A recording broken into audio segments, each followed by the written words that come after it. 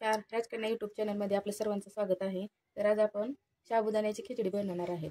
तर हा मी शाबू घेतलेला आहे. तर हा शाबू मी भिजत टाकणार आहे. तर आपण शाबू भिजत टाकलेला होता. बघा, शाबू भिजून मस्त फुगलेला आहे आता.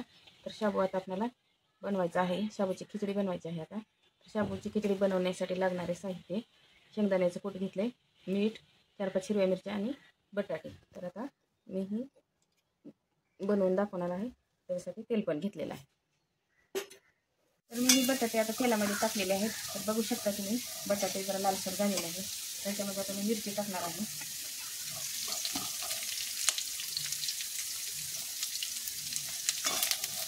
मिरची टाकण्यासाठी एक करून घेणार आहे.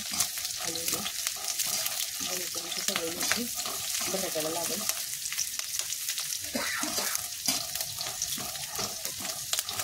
मीठ टाकणार आहे.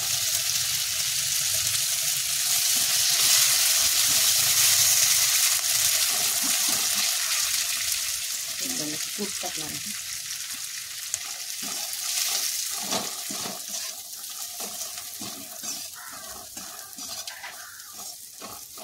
आपला भिजलेला शाबू.